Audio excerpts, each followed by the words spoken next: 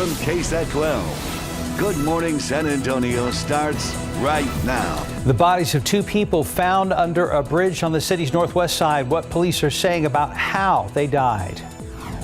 And a manhunt closing in for a gunman responsible for a mass shooting on a New York City subway. Outside with live cam, 73 degrees, very humid out there. We did have severe storms in the area late yesterday. I had some pea and marble-sized hail. I know Justin Horn, I believe, had some quarter-sized hail in his neck of the woods. Good morning, everybody. It is Wednesday, April 13th. Thanks for joining us this morning. Yeah, yesterday late afternoon was very interesting because, well, at least where I was, the sun was out and there were like little random raindrops, and my daughter was like, but it's hot. Why is it raining? But it's not raining. It was a little different, you know. It was. Justin Horn joins us now with more on that. Quarter size, was that what I saw? Yeah, my frustration was I got more hail than I did rain. I need the wet stuff, not the hail. Yeah, it was pretty sizable for a short period. Thankfully, I didn't get any reports of damage or anything like that. The severe weather has passed us by, and now we turn our attention to some dry air, gusty winds, and a fire threat this afternoon. It is warm and humid right now. 74 degrees at the airport, 72 Kerrville. Most places this morning in the 70s, and we probably won't budge from these numbers much just because there is so much humidity in place right now and cloud cover. But here's what to expect. There are changes today. Cloudy, humid, warm this morning, but drier air surges in with some gusty winds by midday. I think that probably happens right around lunchtime. And then by the afternoon, there we are in that high fire danger with gusty northwesterly winds, probably gusting to 25 miles per hour. So there are red flag warnings posted across a large portion of the state, but that includes us here. San Antonio basically points west. That's where the air will be at its driest, and that's where we'll see those gusty winds once again. Forecast. By 7 a.m., we'll go 70 degrees. Can't rule out a little bit of drizzle out there. But by 10 a.m., starting to see some peaks of sun, 77, and by noontime, we're jumping up to 87. Skies are clearing, and then we're in the 90s this afternoon, probably peaking in the low to mid 90s. And by the way, we set a record high yesterday, so today will be equally as warm, just a little drier. We've got some rain chances coming up for the Easter weekend. We'll look at that coming up in just a bit. Thank you, Justin. San Antonio police are investigating the deaths of a man and a woman found under a bridge on the city's northwest side. A San Antonio police spokesperson says some of the passing through the area made that discovery underneath the bridge in the 5400 block of Evers Road and called authorities around 6:30 last night. Now, police say there was evidence that the man and woman believed to be in their 30s or 40s were living in the drainage ditch under that bridge. Police could not confirm if there was an abundance of homeless people in that area. However, officers say there are some homeless people who take shelter under bridges. The man and woman's cause of death will be determined by a medical examiner. Now to the attack on the New York subway and the urgent search for a person of interest in the investigation. This morning, we are hearing from more witnesses, including a man shot during that rampage. ABC's Faith Abube has the latest. Overnight, police towed away the U-Haul van, believed to be connected to the person of interest in the investigation, 62-year-old Frank James. Police say James rented the van and the keys were found at the shooting scene, along with a credit card used to rent the U-Haul in Philadelphia. If, in fact, the three things, the gun, the credit card, and the U-Haul are all linked to one person, you may well have this mass shooter. The rampage unfolded during morning rush hour Tuesday. Witnesses say a subway passenger wearing a neon green construction helmet and vest put on a gas mask, set off two smoke bombs and opened fire. I saw a lot of people coming out of the train station. One of them was injured. I believe it was a lady getting shot right on her leg. She was screaming, she was in a lot of pain. Police say the attacker fired 33 shots with a semi-automatic handgun, wounding 10 people. Before the gun jammed, which they say likely saved people's lives. We are truly fortunate that this was not significantly worse than it is. Videos show passengers in the smoke-filled subway car pounding on a connecting door, trying to escape. As the train car pulled into the subway station, terrified passengers ran onto the platform and the gunman escaped. But police say a backpack was left behind, filled with loaded magazines, commercial-grade fireworks, and a hatchet. They also say they recovered a Glock handgun. At a hospital last night, New York Governor Kathy Hochul visited some of the victims, including Huari Benkada, who was among the first people shot. You see like a black smoke bomb going off, and then people bum rushing to the back. This pregnant woman was in front of me. I was trying to help her. I didn't know there were shots at first. I just thought it was a black smoke bomb. She said, "I'm pregnant with a baby." I hugged her, and then the bum rush continued. I got pushed, and that's when I got shot in the back of my knee. Faith Abube, ABC News, New York. Well, new video shows a tornado in Bell County just south of Waco as those storms moved through Texas yesterday. Take a look. The twister coming amid reports of downed trees and damaged homes from the fire chief in Temple. Most of the storms have now moved off in Louisiana now. A storm system stretching up the midsection of the U.S. had people in several other states bracing for possible tornadoes yesterday, including Minnesota and Iowa. Crude oil prices soared back above $100 a barrel on Tuesday, and this as OPEC slashed its forecast for this year's Russian oil production. The organization blames the loss of Russian oil supply in part on the penalties imposed on Moscow because of the invasion of Ukraine. Some also worry China could be easing its COVID-19 lockdowns, which would affect the global demand for energy. OPEC did upgrade its U.S. oil production projection this year. However, the additional oil coming from the U.S. does not equal what could be slashed from Russia's production. The extra U.S. oil is expected to be less than half the amount of barrels forecasted to be cut from Russia's output. Speaking of Russia, they are vowing to continue their bloody offensive in Ukraine as the war's 6th week wraps up today. Vladimir Putin insists the invasion is going according to plan, despite major withdrawals and significant losses. Meanwhile, Ukraine investigating claimed that a poisonous substance had been dropped on troops. It's not clear what the substance might be, but Western officials warned that any use of chemical weapons by Russia would be a serious escalation of the already devastating war. And time now, 4:36 and 73 degrees for now. Still ahead on GMSA, we have some important suggestions from doctors if your heart health has been impacted as a result of having COVID-19. Also next, go big or go home. The San Antonio Spurs facing a big test tonight in New Orleans. We're going to get a preview of tonight's play and tournament. Good luck to our guys. Checking TransGuide right now. Let's see how things are looking out there live at I-37 and Indian Hills. Almost non-existent traffic for now. That's true for now. Taking a look outside with a live cam, starting off humid again at 73 degrees, and we're really expecting things to heat up today. We'll be right back. It's game day, folks, and it's a big one. Our Spurs in New Orleans getting ready for their play-in game against the Pelicans tonight. Spurs must win in order to advance to the second play-in game. Otherwise, their season is over. Before jetting off to the Crescent City, Spurs held a final practice. And here's Josh Primo, Devin Vassell, Alani Walker IV, Keita Bates-Diop, and DeJounte Murray getting off the bus. The guys are currently 5.5 point underdogs, despite going 3-1 against New Orleans this season.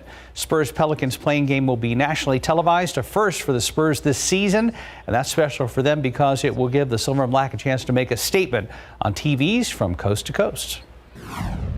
I think that's big for us. I think I talked about it earlier this year. Like, we want to be seen, we want to be recognized. Like, we haven't had a game like that on ESPN and being able to be seen. So this is big for us and big for everybody, you know. We earned a little respect. You know, not a lot. You know, there's a lot of great teams in this league, but you know what I'm saying, I think teams should know, you know what I'm saying, that we're doing something and we're working on something positive here.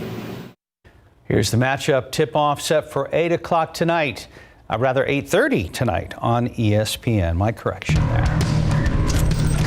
Baseball back. Packed house at the Wolf opening night last night. San Antonio Missions taking on the Frisco Rough Riders. Top of the first, runner on second. Frisco comes out firing. Blaine Krim rips it down the line just out of reach of diving third baseman. That allows Frisco to jump up 1-0. Bottom of the first, Missions respond. Bases loaded. Mitch Walding sends the pitch to the corner in right. That will bring home two Missions players to make it a 2-1 ball game. Missions can't hold on, though. They fall 6-4, and that is a quick look at sports. Steph, I think I'm about to do something stupid tonight and watch the Spurs game. I am thinking about staying up. It's only one night. Just take a nap tomorrow. Yeah, it will be okay. Take a longer nap tomorrow. Or maybe make it up to halftime at least. Right. Yeah. So that's my plan right now. All right. Okay. I think it's a good plan. Go Spurs, go. Go Spurs, go. And time now is 4:42 and 73 degrees for now. Still ahead, new data shows 1 in every 4 Americans who tested positive for COVID say the virus has impacted their heart health. What doctors say you can do to lower your risk. And next, details on a woman who faked her kidnapping in 2016 and why she has decided to plead guilty.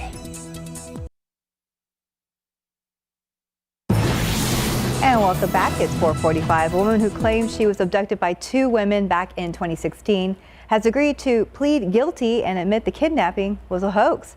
ABC's Kaylee Hartung has a preview in the details in today's GMA First Look. In this morning's GMA First Look, what was once called a Thanksgiving miracle, now confirmed as a hoax. At what point do you stop that train? And for her, I guess it was today. Sherry Papini agreeing to plead guilty to lying to the FBI and mail fraud, saying in a statement, "I am deeply ashamed of myself for my behavior and so very sorry for the pain I've caused. I will work the rest of my life to make amends for what I have done." The mother of 2 lying to investigators for more than 5 years, insisting she was kidnapped by 2 Hispanic women, held in captivity for 22 days, beaten, tortured, and branded. She went as far as I think a person would that was willing to mutilate herself. So what happens next to Sherry Papini? And what kind of sentence is she now facing? It's all coming up at 7 a.m. With your GMA First Look, I'm Kaylee Hartung, ABC News, Los Angeles. After more than 2 years into the COVID pandemic, we're still learning about all of the virus's health effects. Ursula Perry shows us a new survey that adds significant heart problems on the list of after COVID effects. Recovering from COVID can be a long process filled with unexpected complications. A new survey conducted by the Cleveland Clinic shows 1 in every 4 Americans who tested positive for COVID say the virus did impact their heart health. We definitely know that COVID does affect the heart. We know that the virus causes dysfunction within our vessels. It can precipitate clots in our legs, clots in our lungs, even clots in our heads or strokes. The survey also revealed 41% of Americans have experienced at least one heart-related issue, such as shortness of breath, dizziness, increased blood pressure, or chest pain since the beginning of the pandemic. And the respondents reported sitting more throughout the day. Experts say that simply moving more and sitting less can lower the risk for heart problems. So can consuming a healthy diet of unprocessed foods and adopting an overall healthy lifestyle. But 1/3 of survey respondents didn't know that stress, high blood pressure, obesity, and smoking can increase your risk of heart disease. We can't take control of our genetics, but we can still reduce our risk by 90%. Just simple steps, such as including more vegetables and exercising a little each day, can add up and benefit your heart. The survey also found that 34% of respondents said if they have this in their background, in their family history, then there's really nothing they can do to prevent it. But that is not true. Early screening and prevention can save your life. Ursula Perry, KSAT 12 News. 48.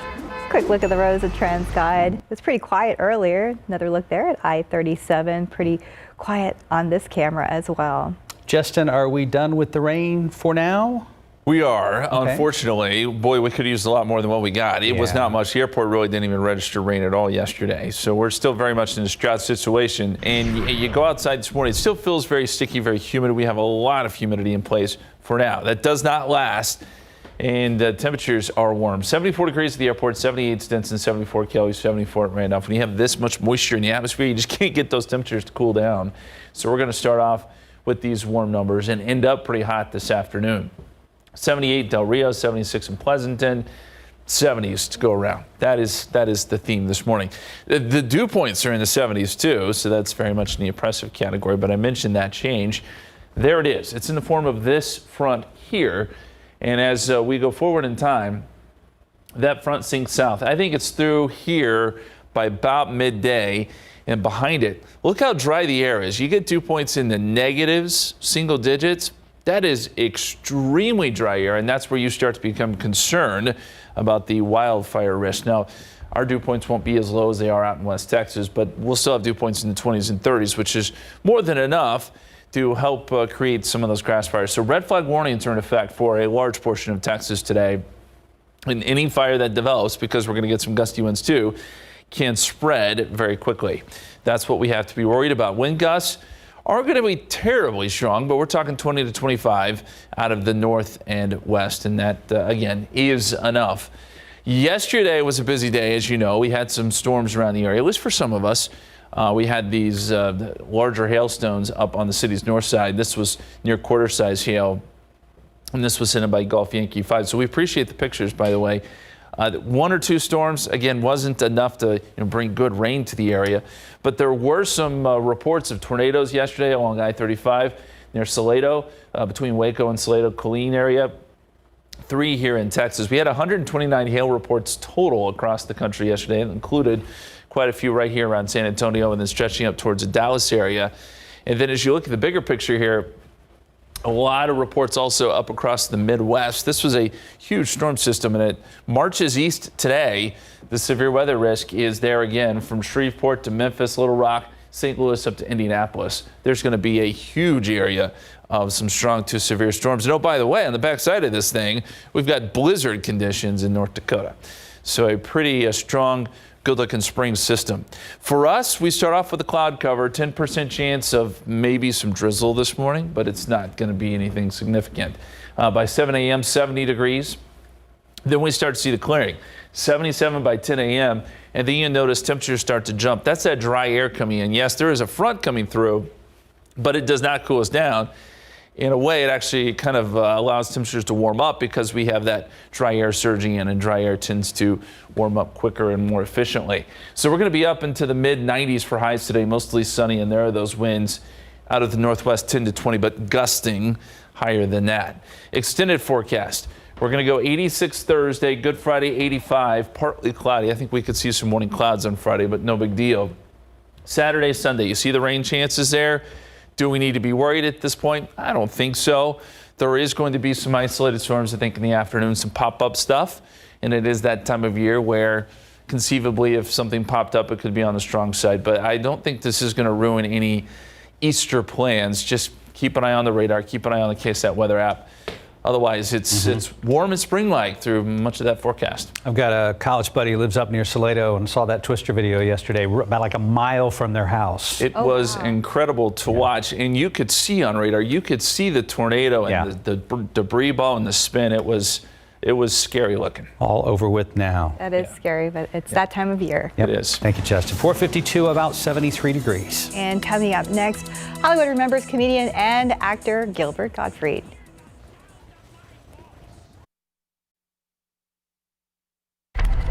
A comedian known for his unique voice has passed away. Another actor gets a star on the Walk of Fame.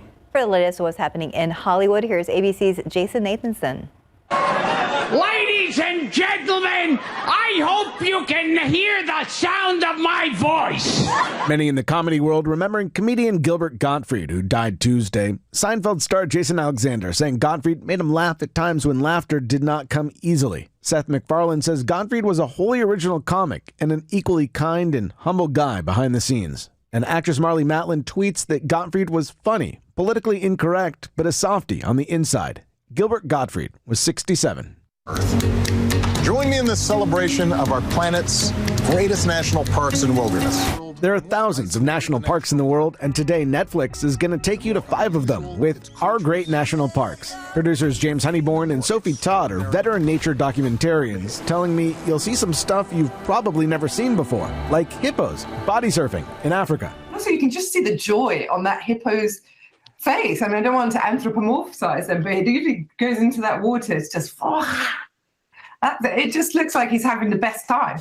Our Great National Parks is narrated by former President Barack Obama, and it's out today on Netflix. Poof, poof, poof. I'm there. Better Call Saul's Bob Odenkirk will get a star on the Hollywood Walk of Fame Monday, just in time for the season 6 debut on AMC. And Get Out and Girls star Allison Williams with a birthday today. She's 34, while rapper Ty Dolla $ign is 40. And that's what's happening in Hollywood. I'm Jason Nathanson, ABC News, Los Angeles.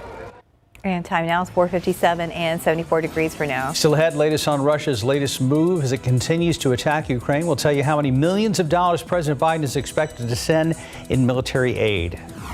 And we're going to tell you about a company's new special massage gun for your face. That's coming up in Tech Bites.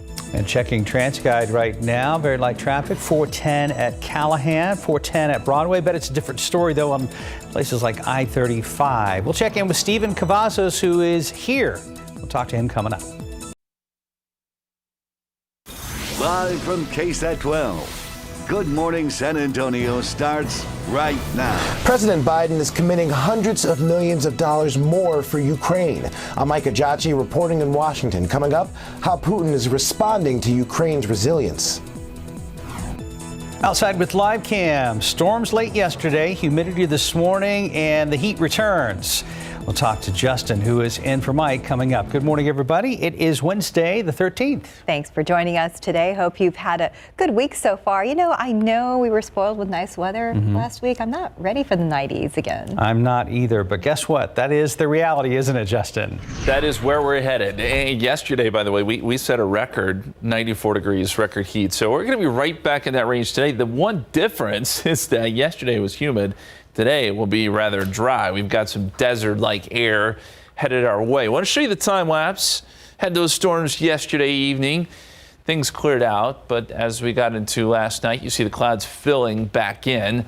That humidity is still very much in place right now. 74 degrees, humidity is at 82%. We've got southeasterly winds at 14. Those winds will make a dramatic shift later today. We'll go from south-southeast to northwest. That ushers in that drier air. We get the gusty winds. Dry air, gusty winds, those two things combined means we've got a fire danger this afternoon. 74 right now, 75 New Braunfels, 72 Kerrville, 75 in Castroville. You're at 76 in Pleasanton.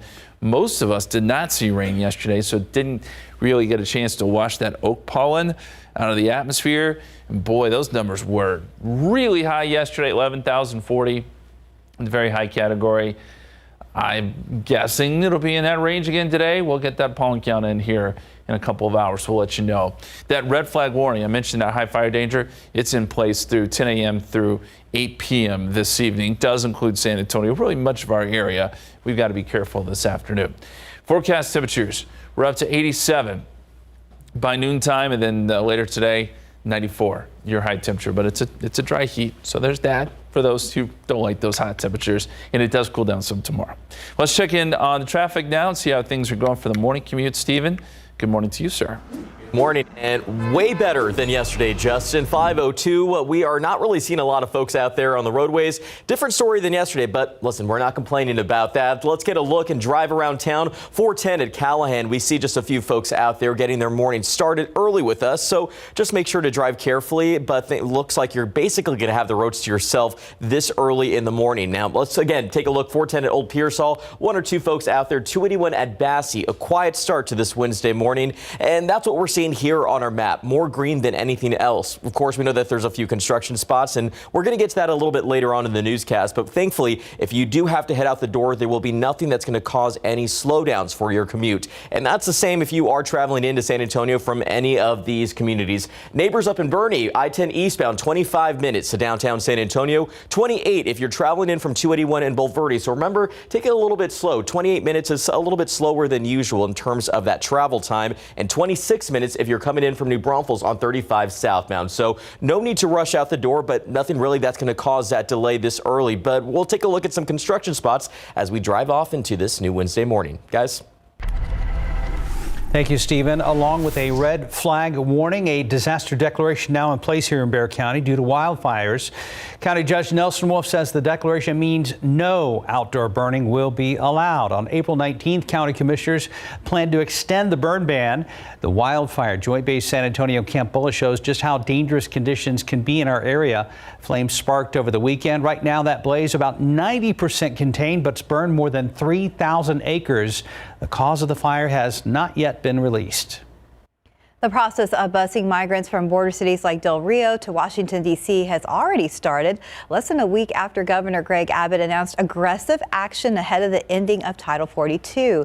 The order blocks asylum claims and expels migrants due to the COVID-19 pandemic. Migrants have a choice about whether to get on a bus. The process of signing up each person is being handled by the Texas Department of Emergency Management, and that's because the Valverde County Commissioner is afraid of potential lawsuits from migrants who make it to Washington but don't want to be there. Right now, the Texas Military Department has soldiers conducting mass migrant response rehearsals at different border cities. It does scare me, though, that now if you have people wanting to go that way, now they know that you can come to Del Rio and we're going to get you on the bus.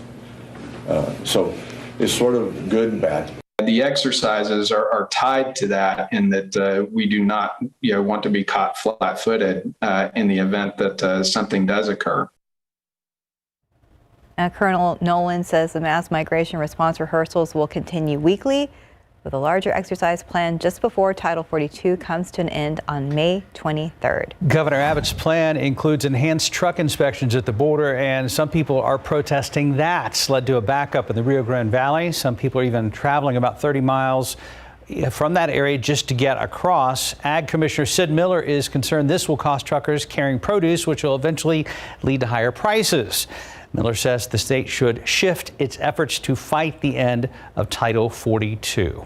Our border coverage continues later today. Alicia Barrera will be in the Rio Grande Valley with live reports. Tune in to KSAT 12 or watch our streaming app, KSAT Plus.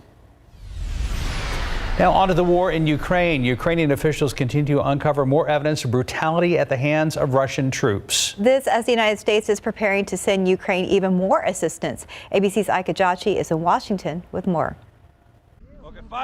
As soon as today, President Biden is expected to announce another $750 million in military aid for Ukraine.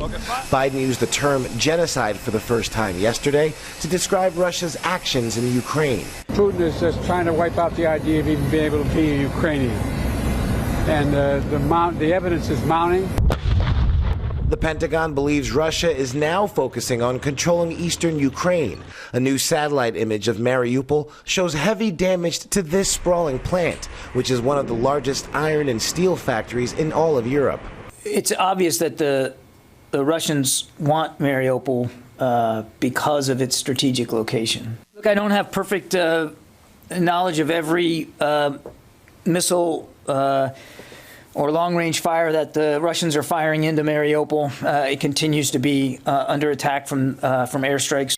Meanwhile, Ukrainian security forces say they've captured fugitive Ukrainian lawmaker Viktor Medvedchuk. Vladimir Putin is the godfather of his daughter. The pro-Kremlin politician was reportedly captured while trying to travel back into Russia. He's Putin's closest ally in Ukraine, making him valuable leverage in negotiations. Putin Tuesday said peace talks have hit a dead end. He's vowing to continue the invasion, even claiming the military operation is going according to plan. This conflict is having a tremendous effect on children. The UN now says nearly 2/3 of Ukrainian children have now fled their homes. Ika Jachi, ABC News, Washington. And happening later today, we have a new episode of A Breakdown with #Steph and Steve covering teen mental health. Now, we spoke with a high school student who says she struggled with mental illness at a young age. Suicide has unfortunately been something that I've known since I was 10 years old. The first time I ever thought about, do I really need to be here? I was in 4th grade. And you can hear the rest of Ainsley's story tonight at 7. You can watch Breakdown live on KSAT.com or any of our KSAT streaming apps. You're going to also hear from mental health experts about the signs to look for if your child is having mental health issues. Time check, just about 5:09, about 74 degrees. And still ahead on GMSA, we're going to tell you about all the new features Apple's adding to its iPhone Health app. And next, how esports is helping local kids get a jump start into a future career in high-demand tech jobs. And taking a look outside with live cam, starting off humid, but it's going to get a lot warmer out there. We're expecting to get up to the 90s again. We'll be right back. 5:12, welcome back and good morning. The gaming industry growing here in the Alamo City, and it's making its way to the city's south side. Port SA is set to open their new arena later this month, but it's already having an impact on local high school students. So one student and member of the esports team at South San High School is looking forward to the new opportunities and a bright future. When I graduate, I want to go into software engineering, hopefully go to a good school like Stanford or MIT, and eventually just do something with that career. And that is the goal of TechPort, providing future leaders in technology a space in San Antonio where they can advance their careers. 512, 74 degrees. And still ahead, changes at Spotify, why the company has decided to rebrand its Green Room live audio app. And we'll tell you more about this new massage gun for your face.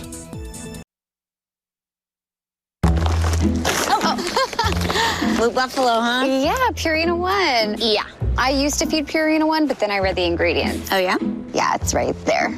Chicken, rice, flour, corn, gluten meal, whole grain corn, chicken byproduct meal. What's in blue? Deboned chicken, chicken meal, brown rice, barley, oatmeal. Yeah, but those ingredients cost a lot more. Blue's about 40 cents more a day. That's not too much for my Chester. Right now, every day seems to get more and more expensive. But at Walmart, you can trust we're helping you save money. Because every day, we have the low prices you need to save money and live better. When our daughter and her kids moved in with us, our bargain detergent couldn't keep up. Turns out it's mostly water. So we switched back to Tide. One wash, stains are gone. Don't pay for water. Pay for clean. It's gotta be Tide. 516, Apple planning to add several new features to its health app. ABC's Monokasar Abdi has details in today's Tech Bites. In today's Tech Bites, new health features for the iPhone. Bloomberg reports that Apple plans to add a tool to its health app to remind people to take their medication. It'll also include additional sleep tracking features. And the Apple Watch is expected to get a body temperature sensor aimed at helping with fertility tracking. Spotify has rebranded its Green Room live audio app as Spotify Live, and its features are being brought into the Spotify main app. The rebrand kicked off with some live event programming, which continues today. And how about a massage gun for your face? Therabody has introduced the TheraFace Pro, which uses the same percussive massage technique as other products, meaning it punches you in the face. However, it is much gentler. It can also perform microcurrent and light therapy. Those are your Tech Bites. I'm Faith Abube. Faith, not Mona. Our apologies. Yeah, it's our apologies. Let's go ahead and check in with Steven to see how the roads are looking at this hour. You know what I usually do for my face? Just throw some ice on there like Mommy Dearest. It works. What? Yeah, it works. Or take a cold shower. Yeah, that also helps too. I did that this morning. I was like, yeah, ready for the day. That's part of your morning ritual? You know, not every day, but on a good day, yes. Well, in Eastern European countries, that kind of, they're like good for circulation. Yes, it is. It's good for the face. So I agree. Steven's beauty techniques. All right, well, let's stick to what I know, which is traffic. So let's go ahead and bring you in here, expert at that. 281 at Grayson, we have some light traffic in this direction. Not really seeing a lot of folks out there this early in the morning. 1604 at Culebra, just a quiet start. Again, we can breathe a sigh of relief if we need to head out the door in the next few moments. But of course, always stay alert, keep both hands on the wheel and both eyes on the road. And as we take you to the map, no congestion that we're spotting this early in the morning. So that's some good news. But again, if you were maybe just heading home from work and you're just turning on the newscast, always keep in mind, plan your commute ahead of time. Just as a reminder, 1604 over on the northwest side, there is some bridge construction that is current up until Friday, April 22nd. As I mentioned, this is for those overnight or early morning commuters. That will be from 9 in the evening to 5 in the morning. There is that full closure of the Kyle Steele Parkway at the Loop 1604 intersection, including those turnarounds. And as a reminder, bring out those phones. We have that QR code. We'll leave this up for a few seconds. You can scan this QR code that will take you directly to the KSAT traffic page, and that has the latest, not just on those closures, but anything that could be impacting your commute. Again, scan that QR code and that will take you directly to that page. Guys? We're all in. Oh, you guys got it? We got it. Yeah, it works. All right, there you go. Thank you very Justin, much. how about you? I don't have my phone. Sorry. It's way over there. We got it for you. I'll send you the link. But you do have something else to show, and this was submitted by you. It was. Mother Nature gave us a free facial yesterday, Stephen. We had some ice falling from the sky. Now be careful. We obviously don't want to go outside during a hailstorm. But this was one of the pictures, yes, I sent in yesterday. We had a quarter-size hail where I was, and there was a few spots where we had some larger hail show up yesterday as these storms came through. They were definitely isolated. Not everyone got the rain, unfortunately. And really, even with these storms, there wasn't much rain in general. And we look at the numbers for the year, 2.58 at the airport. We're down about 4 inches from the average. That is not a good situation. Austin has done pretty well this year, weirdly enough. They're at 9.63, so they're a little bit above average. In Del Rio, 19/100ths of an inch so far this year. That is it. And that goes on top of what was a dry end to last year. So yesterday, we went into stage 2 water restrictions for SAWS customers. And that means that we're still once a week watering. Okay, that doesn't change, but the timing does change. 7 to 11 in the morning, 7 to 11 at night. That's sort of the timing change. And it's still by your address, the last number in your address as to which day you are watering. And could we get some more free water in the next week or so? There's some chances, but it's not great. We're talking Saturday into Sunday, about a 20% chance of rain both days, and I think it'll be hit or miss isolated stuff in the afternoon. Very humid right now. We've got dew points in the 70s, extremely sticky. You go out in the West Texas, though, and the air is very, very dry. More dry air is going to surge in today behind a frontal boundary. Now, this is not one of those fronts that cools us down. In fact, temperatures will still be just as warm today. The difference will be the humidity. And you see these numbers that are forecast out west by this evening. We're talking dew points in the single digits, if not negative numbers. When you get a dew point of -10, like you see out there near El Paso, that is bone dry. You get gusty winds with that, and you get a really serious fire threat, and that's what we're going to be dealing with today. Now, our dew points will not be that low, but we'll still have dew points in the 20s and 30s, gusty winds out of the northwest, probably gusting anywhere from 20 to 25 miles per hour. And you saw that red flag warning, by the way, goes 10 a.m. to 8 p.m. today to account for that high fire danger. These gusty winds with us through the evening. Outside, we've got 74 at the airport, 78 Stinson, 73 Kelly, 74 Randolph. And temperatures are in the 70s just about everywhere you go. So it is a warm, muggy start. Big picture here, that storm system that brought us to severe weather yesterday, moving away. There is a blizzard on the backside of this across the Dakotas, and then we're expecting a lot of severe weather today. Widespread severe storms from Memphis, Little Rock, Birmingham up to Indianapolis. It'll be another busy day, but that's all east of us. Our forecast calls for temperatures to make it into the 80s, upper 80s by lunchtime, and then surging into the 90s this afternoon. We'll go 94. That's where we were yesterday. It was a record yesterday. Maybe not a record today, but still hot for sure. 86 tomorrow. It does cool down some after starting off at 52. That'll feel great. 85 Friday, and there's those rain chances I mentioned Saturday and Sunday. It will be warm and humid, though, over the Easter weekend. Just a heads up. All right, a hot Easter. Yes, yes, it will be. We'll survive. Yeah. Thank you, Justin. Yeah. Wait, so the chocolate eggs are gonna melt? Don't leave them out Let's too hope long. not. Okay. Yeah. We'll focus on the positive. Yeah. Jelly beans. 522, 74 degrees. And former President Barack Obama narrates a new documentary series displaying the wonders of the world. We're going to tell you more about it next in your Morning Spotlight. Pick three numbers, 162 Fireball 0. Daily phone number 7183 Fireball 6. Cash 5, 15, 20, 28, 32, 33.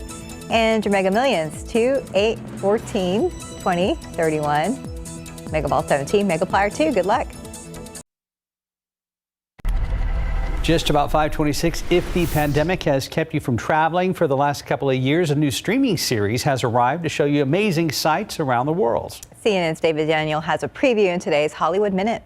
Around the world, the more isolated the national park, the more unusual its creatures, and the more extraordinary their behaviors. Former President Barack Obama narrates the Netflix documentary series Our Great National Parks. Filmmakers made nearly 36 expeditions to 10 countries on 5 continents, including a rare site on the coast of Gabon. Surfing hippos. Surfing hippos is probably one of the hardest. Yeah, they were really hard. Because where do you choose to go and film along a beach that's 40 miles long? It was fantastically satisfying to get that scene and to see the hippos using the waves to commute up and down the beach to their grazing ground. Half of the world's more than 4,000 national parks have been established in the last 50 years, part of a global effort to preserve wild places for future generations. Our Great National Parks is now streaming on Netflix. In Hollywood, I'm David Daniel. And time now, 527 and 34 degrees for now. Still ahead on GMSA, President Biden taking steps to try to reduce prices at the gas pump, but will it really make a difference? And a high-quality workout clothes retailer wants your old clothing. We're going to tell you more about the buyback program from Lululemon. I will tell you when Costco is ending a popular shopping period. It started up during the COVID pandemic.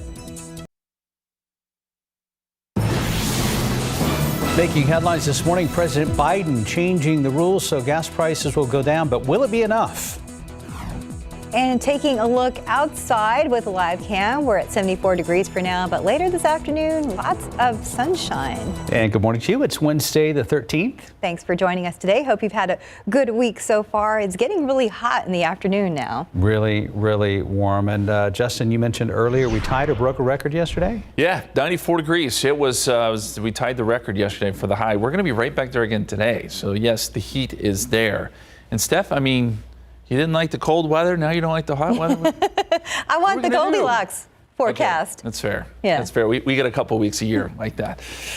Today it will not be that day. We're going to see some hot temperatures later this afternoon. Take a look at the thunderstorm yesterday. This was Richard sent this in on our KSAT Connect, and this is just an incredible photo. This was from the hilltop of Pearsall Park. Pretty cool there. Those storms, they didn't look that great. They weren't huge storms, but they did go severe for a period, and we did get some hail out of them. The bigger storms were up across parts of the Austin area north towards Salado and Waco, where they had reports of tornadoes yesterday. One in particular around Salado, which did do some damage, and then a ton of hail reports, including here around San Antonio. We had 129 total across the country, many of those in Texas, and then more up across the plains. Here's a look at the time lapse, and you see that we had clear skies last night. Now the clouds have moved back in, and we're looking at cloudy conditions, 74 degrees at the airport. Dew points are high. We do have red flag warnings in effect, though, because dry air moves in later this afternoon, and we have a high fire danger. So here's our forecast. Cloudy this morning, warm, muggy, and then clearing out, drying out, 87 noontime, and then a dry heat this afternoon. 94, mostly sunny, gusty winds, and that red flag warning in effect through 8 p.m. this evening. Stephen, what are you looking at on the roadways? Just a lot of pavement, Justin, and I'm not complaining. Drivers and a few vehicles out there, of course. 410 at Broadway, we are seeing that traffic is starting to move in some of these spots, but Loop 410 at Old Pearsall looks pretty quiet. We do know that there's been some bridge work going on out there, but didn't really spot any crews that were out there on the roadways this early. But US 90 at Couples does look a little different. Looks like traffic is starting to pick up there as we are inching closer and closer to morning rush, but we're not there yet, so no need to rush out the door. We are seeing lots of green on the screen, which is a great way to start a Wednesday morning. No need, again, to rush. It looks like there's not going to be any need there won't be any need to rush out the door because there's no reason to, anything that's going to cause any slowdowns, that is. But if you are traveling into San Antonio, thankfully we're seeing that trend continue. It is green across the board. I-10 coming in from Seguin to downtown San Antonio in those westbound lanes. Drivers, 29 minutes for you, so not too bad. And Livernia, 21 if you're coming up from 87 in those northbound lanes, and 28 traveling in from Floresville. No rush again. That is what I just continue to say as the morning has gone on, but we do know that there will be some road work taking place a little bit later on this morning. We're going to get to that coming up later on in this newscast. Guys. Thank you, Stephen. New this morning, a man who had robbery on his mind probably never thought he'd star in his own video. However, that is just what has happened, courtesy of Crime Stoppers. The video is from surveillance cameras inside a convenience store on the near northwest side. Katrina Weber is live in the 1700 block of Fredericksburg Road with that story. Katrina, you say police hope the video will lead to an arrest. Well, that's right. Police have released that video through Crime Stoppers, calling on all citizen detectives to help them solve this case. Well, the robbery happened here back in February. The video shows just how frightening it must have been for the workers. Open it! On the floor! Hurry up! On the floor, dude! Don't look at me, dude! It lasted all of about 30 seconds, but it may have seemed like an eternity as a man barking orders and waving a gun sets out to get all that he can from the store. In the robbery, which happened on February 19th, the masked gunman cleaned out the cash register, then made his exit from the store. The police are hoping someone will be able to see beyond the mask and identify that robber. Of course, this can be done by way of Crime Stoppers. That means that all tips can be made anonymously and carry the possibility of carrying a reward in the end. Now, anyone who may recognize that man in the mask is asked to call Crime Stoppers. The number 210-224-STOP or 224-7867. Reporting live on the near northwest side, Katrina Weber, KSAT 12 News. Thank you, Katrina. 5:34, the White House allowing more ethanol in gasoline this summer to help curb the cost of gas. However, the question is it a good start for laying out the pros and cons of what's called E15 gas? CNN's Amy Kiley explains what's happening. I would like to progress in the discussion on cutting oil imports from Russia. Amid efforts to reduce dependence on Russian oil, come efforts to reduce U.S. gas prices. The latest White House idea involves an emergency waiver from the Environmental Protection Agency. It allows year-round sales of 15% ethanol blend gasoline. Even though E15 is only available in a few thousand pumps today, we're investing more than $100 million to build biofuel infrastructure of the future.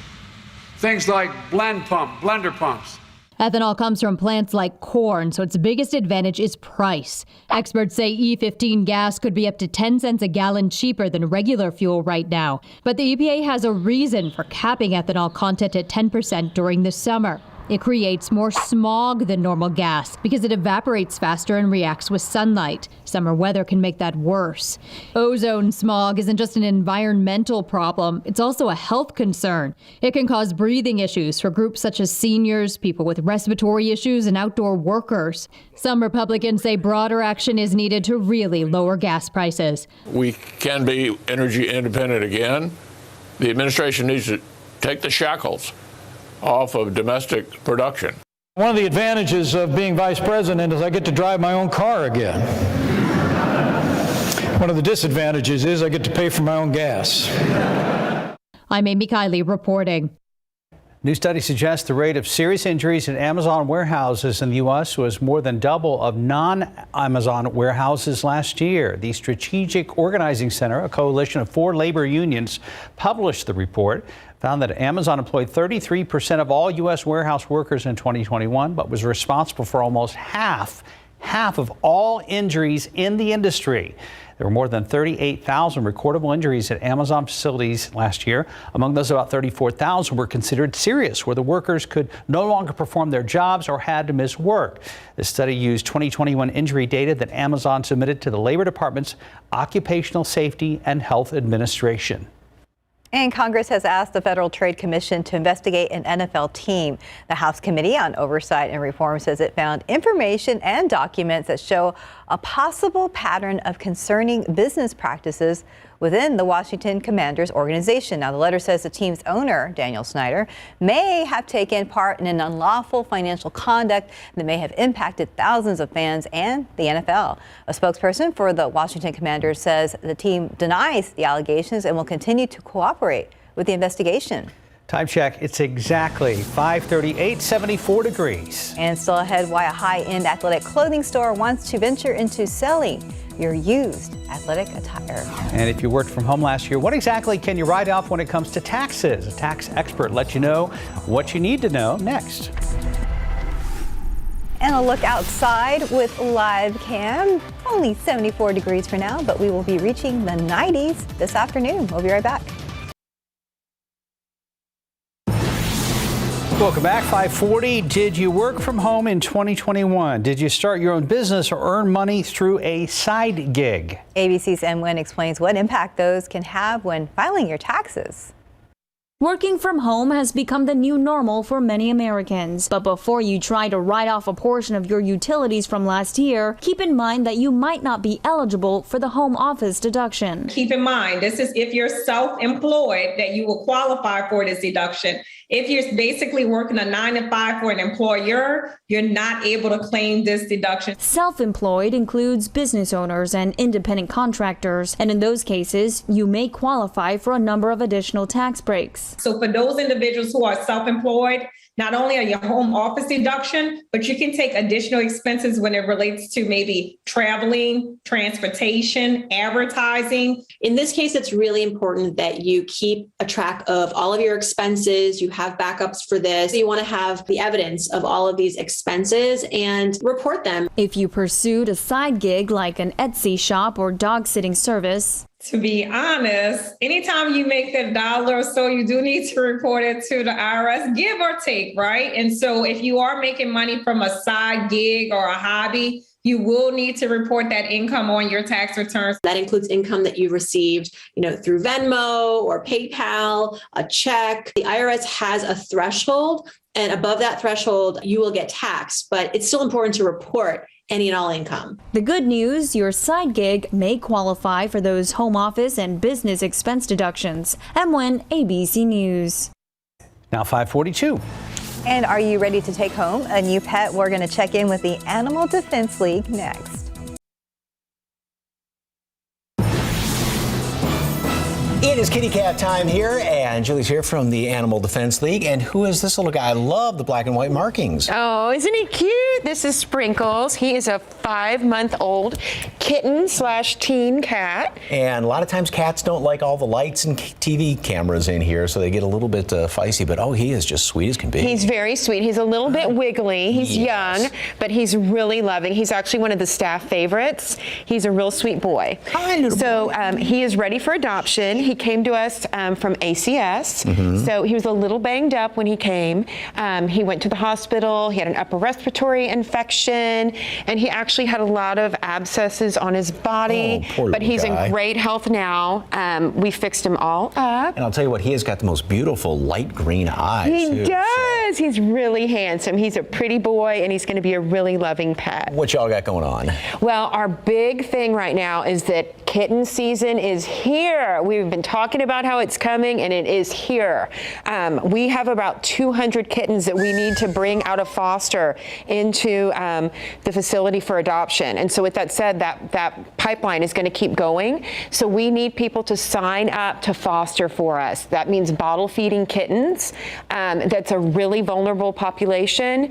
And if we don't have that support from the community with fosters, then we won't be able to take care of these really cute babies. And again, you can foster as long as you want to. You kind of set the boundaries here on what you want to do and the age and everything like that.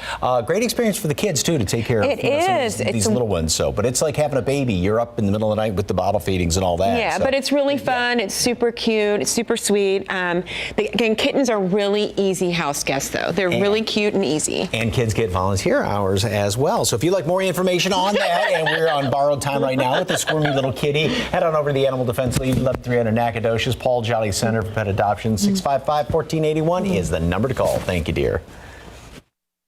Yeah, Sprinkles was done with the interview.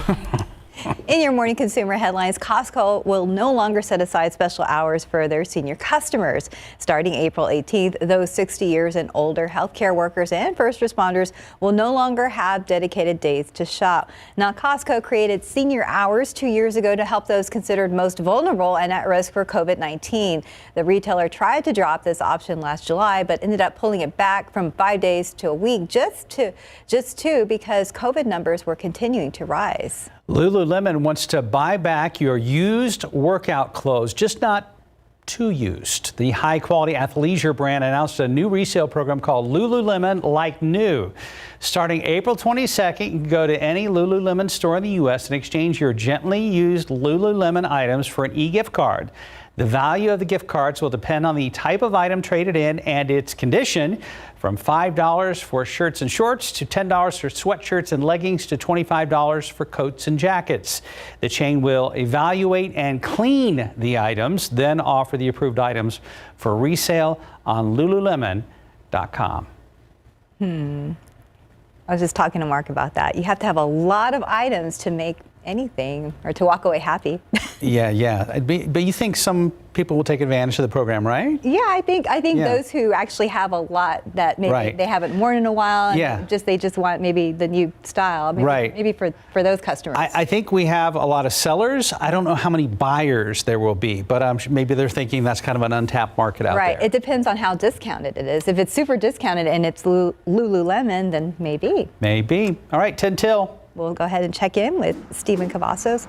Well, things have been A-OK on the roadways so far for this hour of 5 a.m. We can't really complain about too much because it has been a quiet start to this morning. Let's go ahead and take a drive around town. 1604 at Wiseman, not really seeing a lot of activity out there. 410 at Callahan, pretty light traffic. However, we are seeing maybe just a few more vehicles out there. Not a whole lot, but something to always be aware of. Make sure you keep both hands on the wheel and both eyes on the road. Thankfully, nothing to be concerned about when it comes to any slowdowns. Let's go ahead and take a look at that map right now. Lots of green on the screen. No slowdowns are picked up just yet, but we are just getting the morning started. It is still fairly young outside, so we can start to see things change as the morning does roll on, but thankfully nothing to be concerned about just yet. But as I mentioned, make sure you plan ahead because we still have some work that's taking place out toward Loop 410 over on the west side of San Antonio. Some signal work. Now keep in mind, this has been current, but should be wrapping up on Monday, April 18th. Drivers keep in mind, this is from 9 in the morning to 3 in the afternoon. There'll be an alternating lane closure on the frontage roads in both directions from Marbach Road to Bandera Road. So plan your commute ahead of time and don't forget to head over to the KSAT traffic page for the latest on all those closures that are taking place in your area. If you're still at home, make sure you have your phone handy around 6:15 or so. We're going to bring that QR code up a little bit later on in this newscast, but so far nothing to be worried about just yet. Thank you, Stephen. Yeah, good news. Yeah. And it will be very hot today.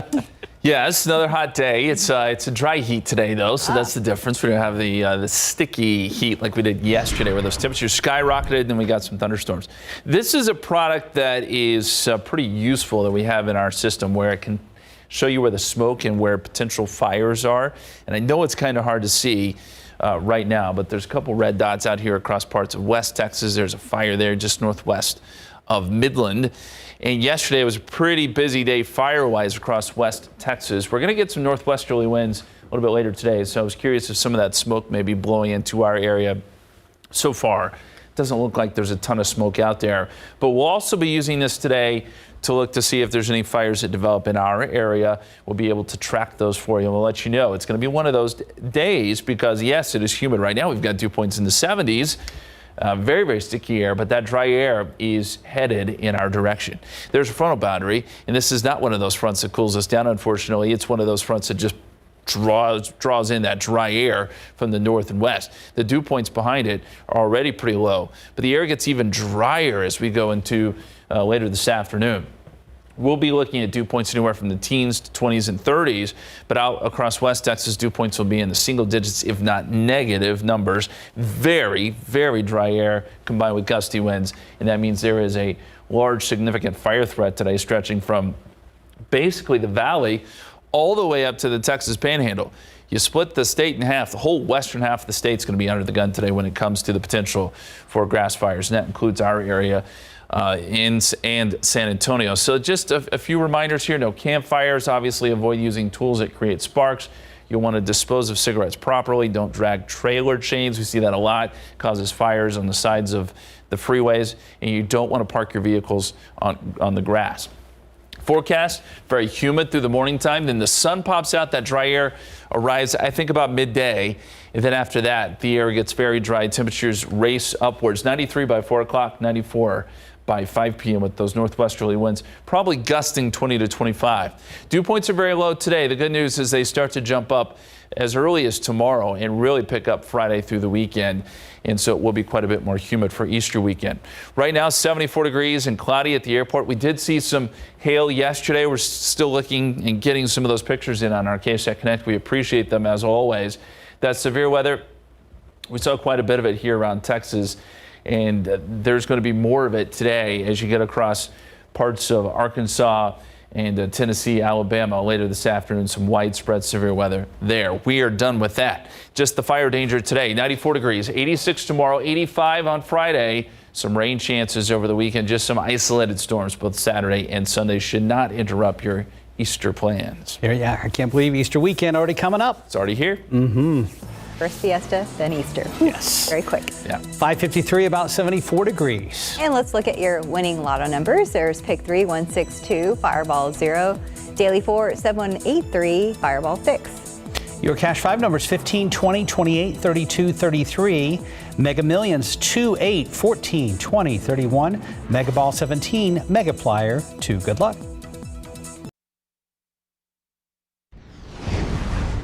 Easter coming up soon. We were just talking about that. If you're not feeling up to hosting an Easter feast for family and friends, there are several options from San Antonio restaurants. Local eateries are offering Easter and spring-themed brunches and specials both Saturday and Sunday. Some places include buffets, bottomless mimosas, live music, egg hunts, and Easter bunny photo opportunities. We have the full list of participating restaurants online right now at KSAT.com, so check it out. Much more still to come in our next hour of GMSA, including a look back at the life and career of comedian Gilbert Gottfried. He passed away yesterday at the age of 67. Plus, a sudden death matchup for our San Antonio Spurs. We'll get a preview of tonight's huge game over in New Orleans against the Pelicans. And the search continues for the suspect in this video, seen holding a gas station employee at gunpoint before running off with cash. We'll have those details. And Stephen is tracking traffic right now. Much different story. Yesterday was an absolute mess out there with some big incidents that lasted for hours right now. 90 at Couples is looking good as traffic is building as we approach the top of the hour. You're starting your Wednesday with GMSA. We'll be back.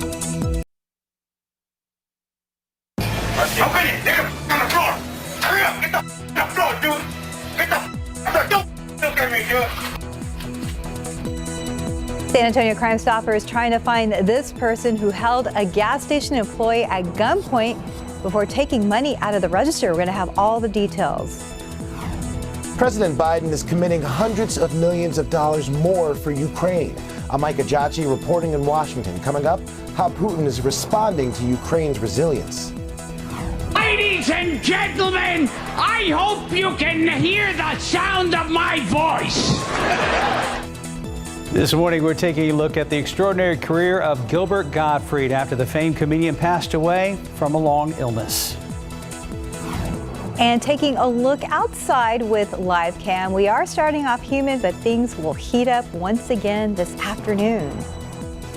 Live from KSAT 12. Good Morning San Antonio starts right now. Good morning. It's Wednesday, the 13th. Thanks for joining us today. I hope you're having a good week so far, and I hope you're staying cool during these afternoons. Got really hot yesterday. Then we had storms in the area. You didn't have hail at your place, did you? No, it was just random raindrops, but it was still sunny outside, which was funny. Yeah, we did have those storms, though. You and I both kind of live on the same general end of town. I had pea and marble size hail.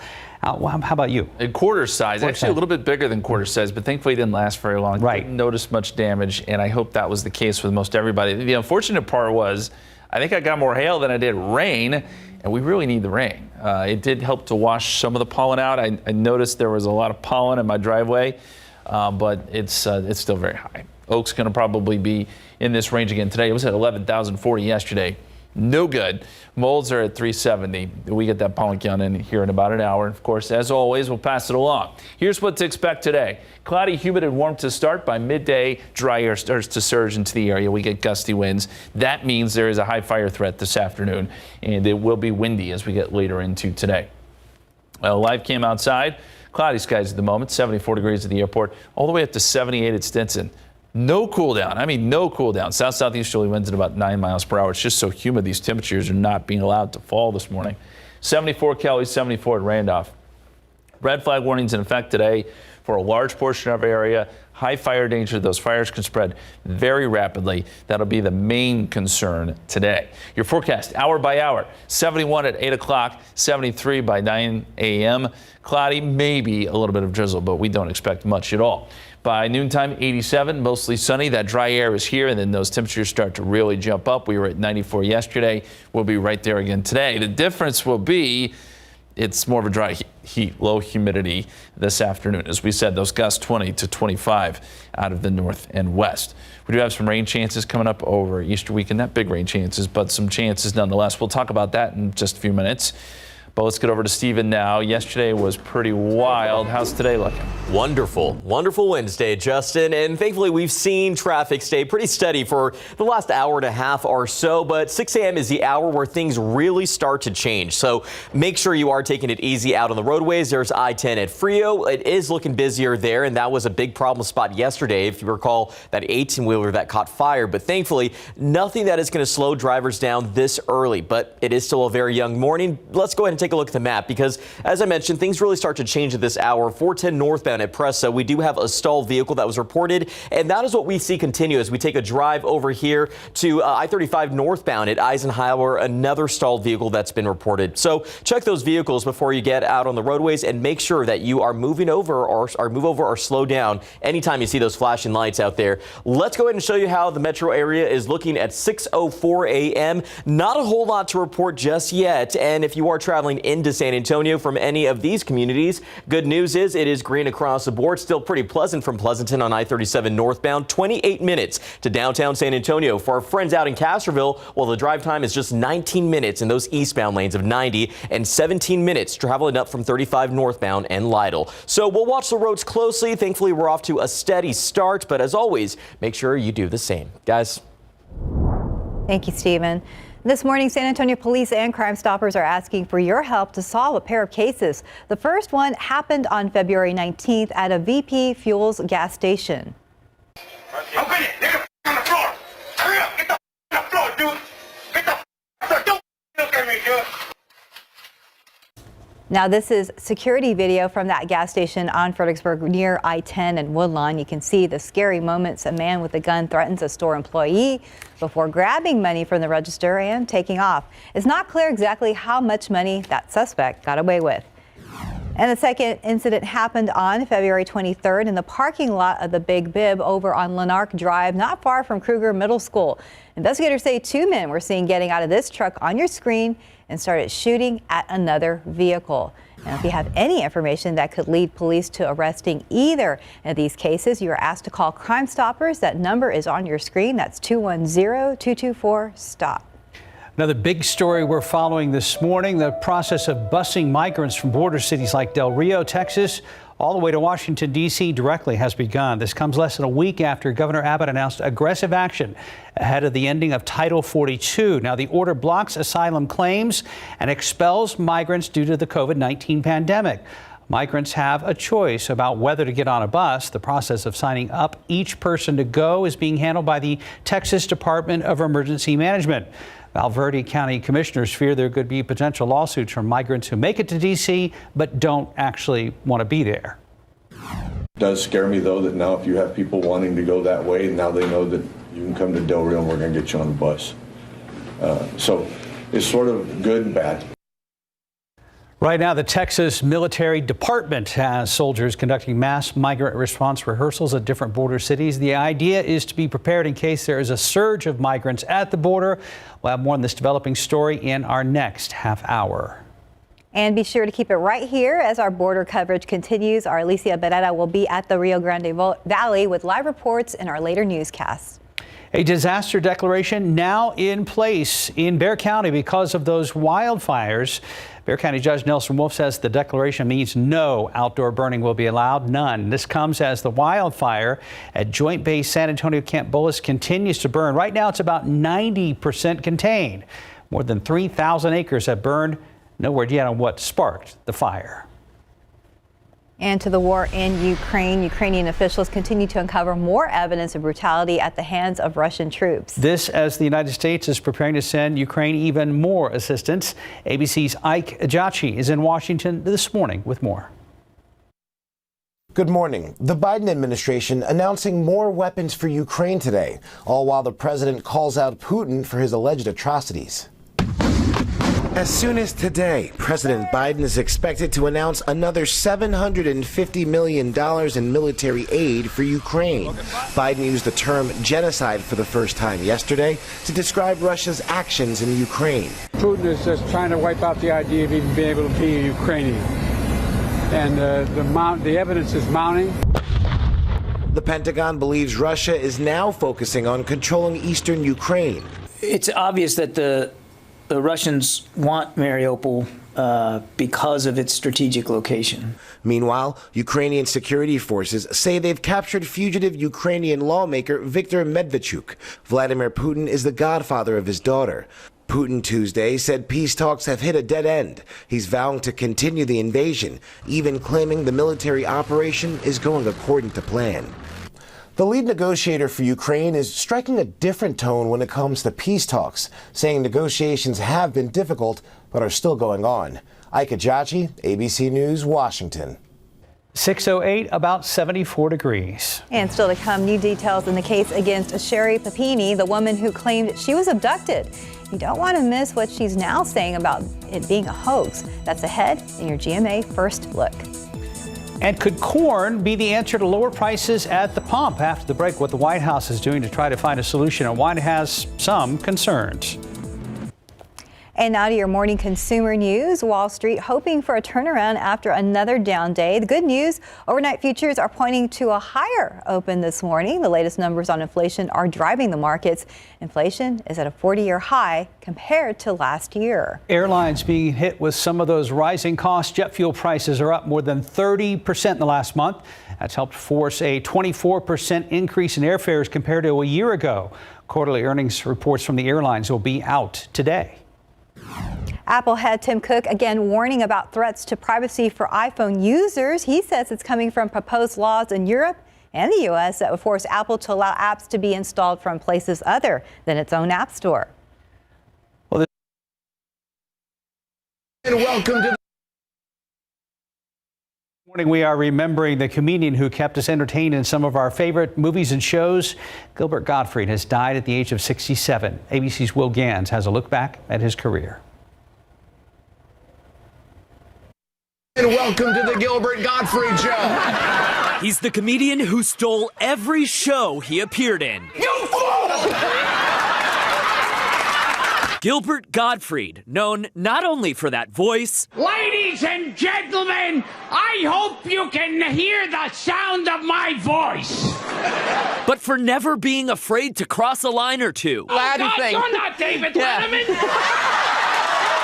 Born in Brooklyn in 1955, Gilbert started doing stand-up at age 15. All the agents, managers, and comedians would line up at the back of the room and watch him. His crude humor becoming a calling card. He had no filter, which is good because he's true to his comedy. Perfect for his recurring stint in Comedy Central's roasts in more recent years. Prior to that, he appeared in 12 episodes of SNL in 1980 and hosted USA Up All Night into the 90s. Gilbert making the jump to the big screen in movies like Beverly Hills Cop 2. Cuff me! There are people out there with chainsaws! You're cuffing me! His family saying in a statement Tuesday that the 67-year-old husband and father passed after a long illness. The comedian suffering from myotonic dystrophy type 2, an inherited muscular dystrophy that affects the muscles and ultimately his heart. How in the heck? Aladdin, the Broadway musical, dedicating Tuesday night's show to the late comedian. Mr. Gottfried, thank you for the laughs. Good night.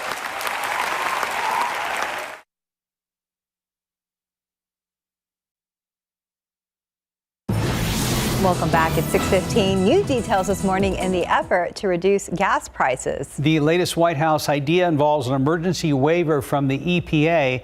It allows year-round sales of 15% ethanol blend gasoline. Ethanol comes from plants like corn, so its biggest advantage is price. Experts say it could be up to 10 cents a gallon cheaper than regular fuel right now, but it creates more smog than normal gasoline because it evaporates faster and reacts with sunlight. Summer weather can actually make that worse. Even though E15 is only available in a few thousand pumps today, we're investing more than $100 million to build biofuel infrastructure of the future. Things like blender pumps. Ozone smog isn't just an environmental problem, it's also a health concern. It can cause breathing issues for groups such as seniors, people with respiratory issues, and outdoor workers. Right now, 6:16. Yesterday's morning commute was such a mess. I'm hoping today, Stephen, is incident-free. So far, we do have a few incidents still reported, but nothing like what we saw yesterday that would cause any significant slowdowns for our drivers out there. Let's take a look around town. 410 at Old Pearsall. The only difference that we're seeing now at this hour is that more people are waking up and getting their morning started and heading out on the roadways. But make sure to drive carefully. US 90 at Couples. It does look like traffic is definitely picking up in both lanes. So just again, take it easy. That's always the best way to go, and check those vehicles. As a friendly reminder, we do have some stalls that are still being reported. Loop 410 northbound at Presses Street, and a quick drive up over here to 35 northbound at Eisenhower. We do have that second stall that's being reported. Thankfully, as we zoom out and give you that bird's eye view of the map, no other slowdowns are being reported just yet. We are keeping our fingers crossed over here in the traffic lab, and I'm sure drivers at home are doing the same, but make sure you are planning ahead. As a quick reminder, over here at State Highway 151 in the west side of San Antonio, there is some pipe work that is current until Monday, April 18th. Drivers, this will take place at 9 in the morning to 3 in the afternoon. What you can expect there is an alternating westbound main lane closure at Loop 410. And this is when we really start to see some of the buildup happening along 151. And again, get those phones out right now. We're going to bring up that QR code and leave it up for a few seconds to give you a chance to scan that. Now, once you scan that QR code, it will take you directly to the KSAT traffic page that will give you all the latest on closures that are happening in your area and anything that could be impacting your morning drive time. We know that was definitely useful for a few folks out there yesterday when we had some issues to report, but nothing drastic just yet. The morning is still young. Stephen, you make getting the info easy, that's for sure. Well, listen, thank you. Thank you. And then for the kiddos going to school, no jacket, not even a light rain jacket today. Nope, summer-like, really is. We're going to have very warm temperatures this morning, very warm temperatures this afternoon. Yesterday we had record highs. We're going to be right back there again today. Temperatures in the low to mid-90s. 70s this morning, muggy and warm. Southeast chilly winds 5 to 15 miles per hour. Then this afternoon, 92.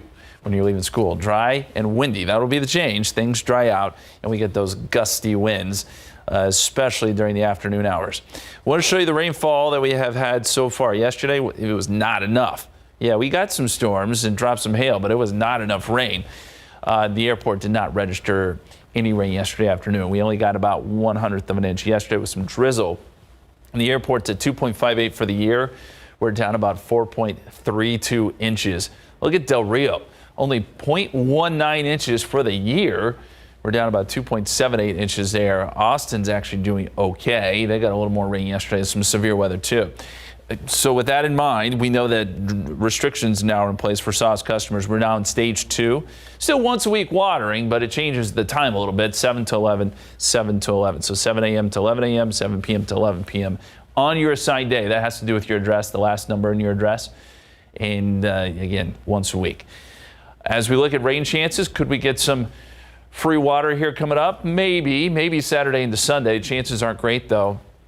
Just a 20% shot both days. Nothing that jumps off the page. And really the big story today is going to be that fire danger with this drought in place. Dew points are in the 70s right now, which is fine when it comes to fire concerns. But it's this dry air that you see out here across West Texas that's going to surge in later this afternoon. We fast forward to 6 o'clock. Dew points are in the teens. 20s and 30s here. Gusty winds. There's your fire danger. Very, very dry air across parts of West Texas where fire concerns really spread from the Texas Panhandle all the way down to the valley. This pink color here represents that red flag warning. That's going to go into effect 10 a.m., stay in effect until 8 p.m. this evening. Wind gusts will be in the range of 20 to 25. That's out of the northwest. And those winds will not die down until later tonight. So your hour-by-hour forecast here, 73, 9 o'clock. We start to see the sun popping out by midday.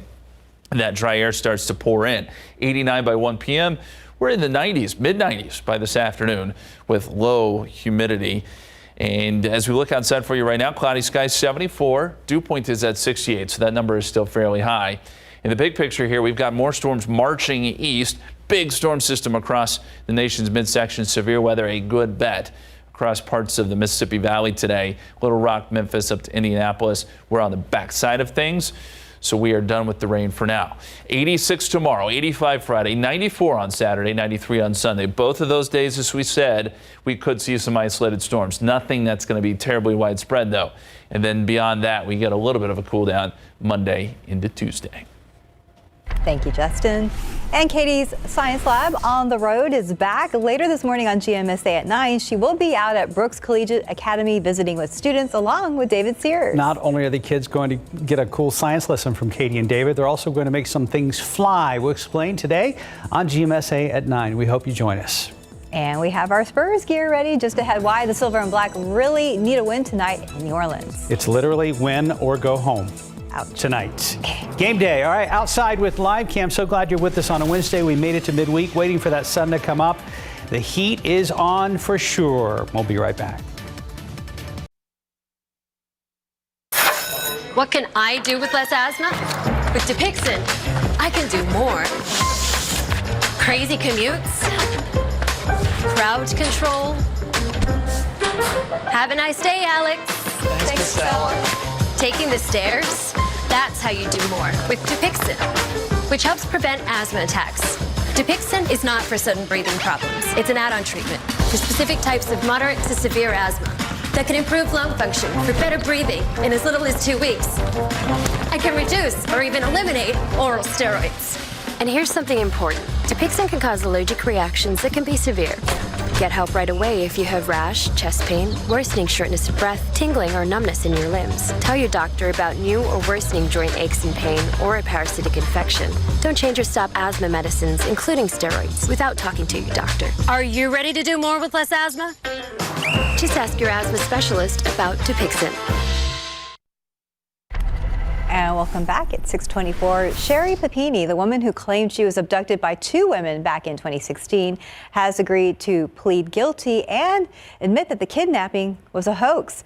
ABC's Kaylee Hartung has those details in today's GMA First Look.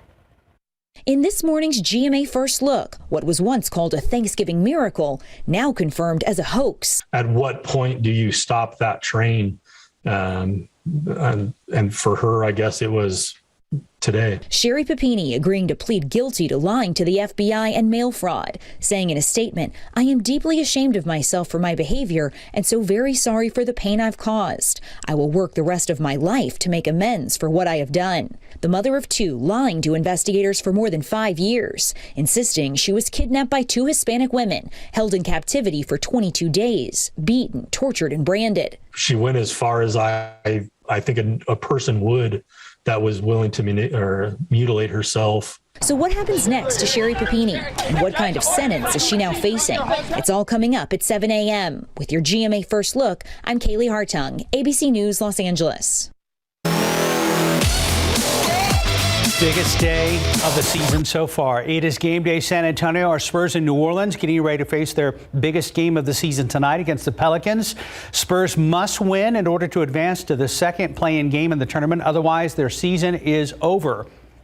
The Silver and Black are currently 5.5-point underdogs despite going 3-1 against the Pelicans this season. The Spurs-Pelicans play-in game will be nationally televised, which is actually a first for the Spurs this season. And special for them because it will give the Silver and Black a chance to make a statement on TVs from coast to coast. So here we go with the season on the line for both teams. Spurs-Pelicans tips off tonight, 8:30 tonight, Smoothie King Center, New Orleans. You can catch the game live on ESPN. All right, come on, we can do this. Go Spurs, go. Yes, we'll be staying up a little later than usual tonight. At least through the half, right? Yeah, Deal? We're gonna try to make it. Deal. Okay. We got this. All right. All right. Time now, 6:27 and 74 degrees for now. Much more to come in our next half hour. We'll tell you why state wildlife officials say you should be extra careful around wild animals this time of year.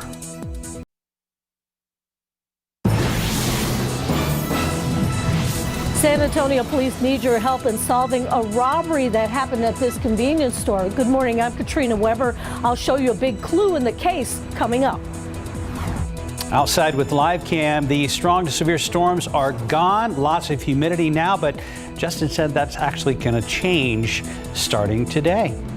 And good morning to you. It's Wednesday, the 13th of April. Thanks for joining us. Good morning. Rise and shine. Time to get that coffee, maybe iced coffee today. That might be a good thing. And if you're into that later on today. Justin's here. We almost hit a record yesterday. We tied a record, 94. It was hot. And one thing you don't want to see during a drought year are gusty winds and dry air, but that's exactly what we're going to get this afternoon. So that's why we have some concerns about fire yet again. It feels like it's been almost every day so far this spring. First off, though, let me show you a picture of some of the hail yesterday. This is just one picture, but Close to quarter size, yeah. We did see some of that. The hail was sizable for at least a short period once those storms moved through yesterday. Not everyone got rain, though, and really, in general, there wasn't much rain coming out of these storms, so it didn't add up to much. You look at the satellite picture, we've got quite a bit of cloud cover now over San Antonio and over South Texas. A lot of humidity pouring in, so it's going to be cloudy to start, but we've got a frontal boundary headed our way, and in fact, we're starting to see some storms developing right along the frontal boundary. We could get clipped by some of those showers across the northeastern counties. I really don't anticipate San Antonio getting any more rain, and then that dry air comes in later today. Temperatures are warm. We're in the 70s, mid 70s, and it's going to be another hot day for sure. Red flag warnings are in effect for basically the western half of the state. It's going to be a widespread fire danger today, including locally here. This red flag warning goes from 10 a.m. until 8 p.m. this evening. And temperatures, we should be in the upper 80s by noontime as that dry air comes in, and then this afternoon right back up into the 90s. Dry heat, but hot nonetheless, 94. Yesterday was a pretty busy day. We're going to take a look at some of those storm reports. You know, we have some video of a tornado up there around Salado. That's coming up in just a bit. But we got to get over to Steven now.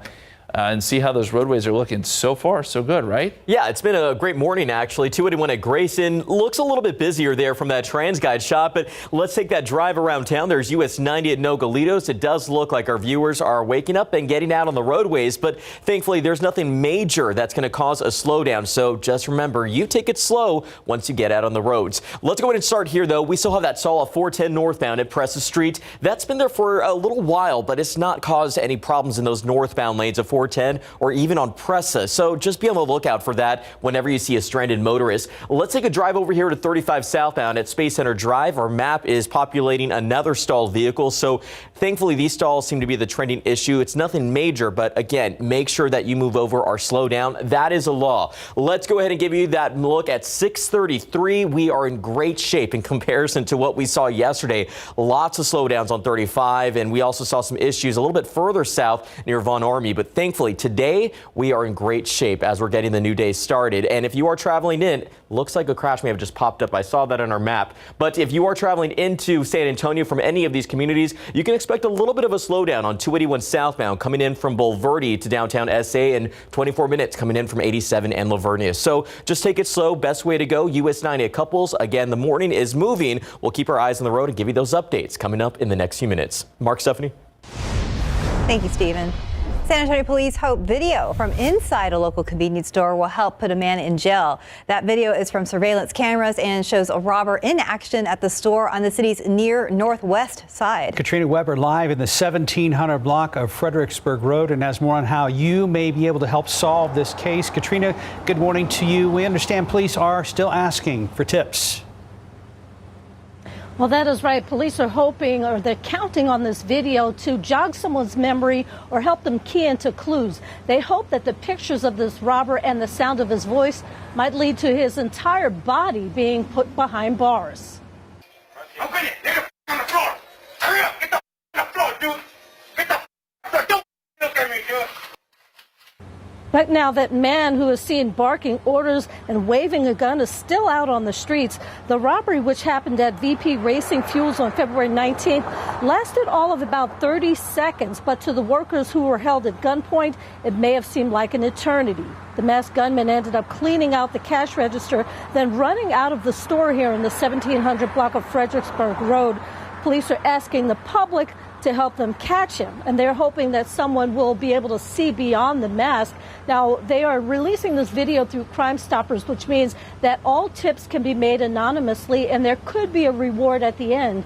Anyone who may recognize the man in the video is asked to call Crime Stoppers at the number that you see on the screen. It is 210-224-STOP or 224-7867. Reporting live on the near northwest side, Katrina Weber, KSAT 12 News. Katrina, thank you very much. The other big story we're following for you this morning, the busing of migrants from the Texas border straight to Washington, D.C. has begun. This comes as the Texas Military Department is carrying out mass migrant response rehearsals. Sarah Costa is keeping a close eye on this developing story. Joins us live in our newsroom with more. Sarah, this is all in response to Governor Abbott's ahead of the end of Title 42, correct? Yeah, Mark and Steph, several border cities are dealing with thousands of soldiers with the Texas Military Department of Conduct, those mass migrant response rehearsals. So this comes less than a week after Governor Abbott announced aggressive action ahead of the ending of Title 42. The order blocks asylum claims and expels migrants due to COVID-19 pandemic. Now, migrants have a choice about whether to get on a bus. The process of signing up each person is being handled by the Texas Department of Emergency Management. The exercises are tied to that in that we do not want to be caught flat-footed in the event that something does occur. Val Verde County commissioners fear there could be potential lawsuits from migrants who make it to D.C. but don't want to be there. And people continue to protest the enhanced truck inspections at the border. It's led to a massive backup in the Rio Grande Valley. Meanwhile, Agricultural Commissioner Sid Miller is concerned this will cost truckers carrying produce, which will eventually lead to higher prices. You can read more about what he's saying right now on KSAT.com. Our border coverage continues later today. Alicia Bonetta will be at the Rio Grande Valley with live reports. Be sure to keep it right here on KSAT 12, our website, and anywhere you stream. Mark and Steph. Thank you, Sarah. Happening tonight, a new episode of The Breakdown with Stephania and Steve. The focus of the episode, mental health and teens. Steve and Stephania will speak with a high school student who struggles with mental health. They'll also be talking with mental health experts about signs parents should be looking out for. The live stream tonight at 7 o'clock. You can watch on KSAT.com or on the KSAT streaming apps. A man is in jail this morning facing a robbery charge. So this is 19-year-old Eric Caulfield. According to an arrest affidavit, he was one of two suspects involved in a robbery that happened last Thursday just north of downtown. The report says Caulfield pointed a gun at a man and demanded his personal items. Now, this is not the first robbery investigators say that Caulfield has been involved in. The affidavit connects him to several other robberies as well. Some other top stories we're following. San Antonio police investigating the deaths of a man and woman found under a bridge on the city's northwest side. An SAPD spokesperson says someone passing through the area made the discovery underneath the bridge in the 5400 block of Evers and called authorities around 6:30 last night. There was evidence the man and woman, believed to be in their 30s or 40s, were living in the ditch under that bridge. Police could not confirm if there's an abundant homeless population in that area. However, officers say there are some homeless people who take shelter under bridges. Man and woman's cause of death will be determined by the medical examiner. Well, now to the attack on the New York subway and the urgent search for a person of interest in the investigation. We're learning more about the 62-year-old man who police say rented a U-Haul van found near a Brooklyn subway station where 10 people were shot yesterday. A total of 29 people were injured, and one question now is who was the shooter and why did he do this? ABC's Faith Abube has the latest. Overnight, police towed away the U-Haul van, believed to be connected to the person of interest in the investigation, 62-year-old Frank James. Police say James rented the van and the keys were found at the shooting scene, along with a credit card used to rent the U-Haul in Philadelphia. If, in fact, the three things, the gun, the credit card, and the U-Haul are all linked to one person, you may well have this mass shooter. The rampage unfolded during morning rush hour Tuesday. Witnesses say a subway passenger wearing a neon green construction helmet and vest put on a gas mask, set off 2 smoke bombs and opened fire. I saw a lot of people coming out of the train station. One of them was injured. I believe it was a lady getting shot right on her leg. She was screaming, she was in a lot of pain. Police say the attacker fired 33 shots with a semi-automatic handgun, wounding 10 people before the gun jammed, which they say likely saved people's lives. We are truly fortunate that this was not significantly worse than it is. Videos show passengers in the smoke-filled subway car pounding on a connecting door, trying to escape. As the train car pulled into the subway station, terrified passengers ran onto the platform and the gunman escaped. But police say a backpack was left behind, filled with loaded magazines, commercial-grade fireworks, and a hatchet. They also say they recovered a Glock handgun. At a hospital last night, New York Governor Kathy Hochul visited some of the victims, including Huari Benkada, who was among the first people shot. You see like a black smoke bomb going off, and then and then people bum rushing to the back. This pregnant woman was in front of me. I was trying to help her. I didn't know there were shots at first. I just thought it was a black smoke bomb. She said, I'm pregnant with a baby. I hugged her, and then the bum rush continued. I got pushed, and that's when I got shot in the back of my knee. Faith Abube, ABC News, New York. 6 weeks into the war in Ukraine, Russia is vowing to continue their attacks. Russia vowing to continue its bloody offensive in Ukraine as the war's 6th week wraps up today. Vladimir Putin insists the invasion is going according to plan despite major withdrawals and significant losses. Now Ukraine is investigating a claim that a poisonous substance has been dropped on its troops there. Western officials warn that any use of chemical weapons by Russia would be a serious escalation in this war. And Nokia is joining the list of companies leaving Russia following the attack on Ukraine. And Ericsson is putting business in Russia on hold indefinitely. The news is casting doubt on Russia's ability to build super-fast 5G networks. The Chinese provider is the only major telecom provider of 5G networks still active in Russia. 642, about 74 degrees. And still ahead on GMSA, White State wildlife officials say you should take extra caution around animals as you spend more time outdoors.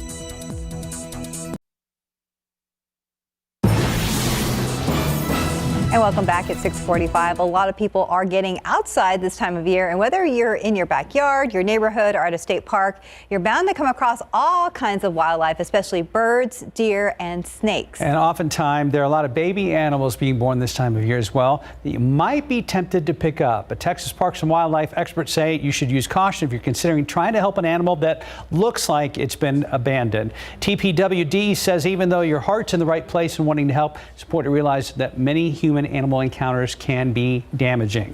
Now, deer fawning season begins in early to mid-May. A doe may leave her fawn for hours at a time while she is browsing for food.